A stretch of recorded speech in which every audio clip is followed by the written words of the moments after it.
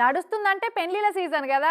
జరిగిన పెళ్లిళ్ళు, జరగాల్సిన పెళ్లిళ్ళై కలిపి ఒక్కొక్కల ఇంటికి ఇప్పటికే ఓ 10 గల్ల పత్రికలు వచ్చే ఉంటాయి.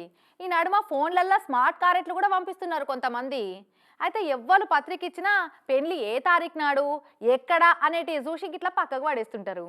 అంతకు మించి ఇంకేముంటది పత్రికలలో చూసేదందుకు అని కూడా అనుకుంటారు. కనిగో కరీంనగర్ జిల్లా జమ్మికుంటలు ఉండే గీ పెద్దన్న వాళ్ళ బిడ్డ పెళ్లికి పత్రికను కాదు ఏకంగా పుస్తకమే కొట్టించిండు. చూడు ఎట్లుందో.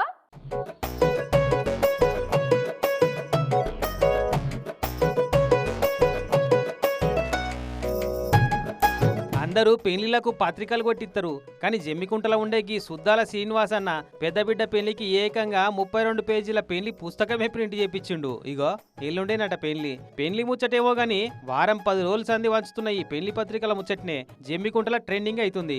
మరి ఈ 32 కమ్మల పెళ్లి పత్రికల ఏం కొట్టించిండు, అంతగానం ఏముంటది అని అడిగితే, సో ఇది ఎందుకు అంటే ప్రజల లోపలికి తిరిగి పెళ్లితండ్రి గురించి తెలవడం కోసము, పెళ్లిపైన అవగాహన, సంపూర్ణ అవగాహన, పూర్వకాల పద్ధతులను మళ్ళీ తిరిగి ప్రజల్లోకి తీసుకురావడం కోసం నా వంతు ప్రయత్నంగా దీన్ని ముద్రించడం జరిగింది. పెళ్ళంటే ఏంది? పెళ్లి చూపులు, పాణిగ్రహణం, పెళ్లి పిల్లను చేసుడు, వరపూజ, పిల్లను గంపల కూసబెట్టి తీసుకొచ్చుడు, తెరసాల, కన్యాఫలం, మాంగళ్య పూజ, జీలకర్ర బెల్లం, తలంబ్రాలు, బ్రహ్మముడి, సప్తపది, ఉంగరాలు దీపిచ్చుడు, అప్పగింతలు, ఇట్లా పెళ్లిలో జరిగే 36 తీర్ల తంతుల గురించి తెలియజెప్పే ముచ్చట్లన్నీ చెప్పించిందట.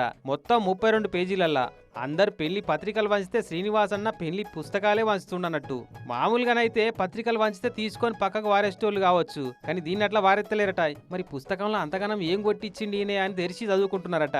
సరిగ్గా అదే నాకు కావాల్సిందని అంటుండు. కానీ అన్న చెప్పినట్టు పెళ్లిళ్ళు చేసుడు, చేపిచ్చుడే తప్పితే ఏది ఎందుకు చేస్తున్నారన్న సంగతి పంతులు తప్పితే చాలా మందికి తెలియదు నిన్నీయాల. ఈ పుస్తకాలు చేయబట్టి చదివిన వాళ్ళందరికీ సమజైతుండొచ్చు. ఇక మరి పత్రికే ఇంత పద్ధతిగా కొట్టించిండంటే పెళ్లి ఇంకెంత పద్ధతిగా చేపిస్తాడో అని ఎదురు చూస్తున్నారట. ఎల్లుండి జరిగే పెళ్లికి పోవాలని ముందే ఫిక్స్ అయిన వాళ్ళంతా. ఇక ఇంకొందరేమో పత్రికలతోటి మా ఓపికకు పరీక్ష పెట్టిండేంది శ్రీనివాసు అని ఫీల్ అవుతుర్రట.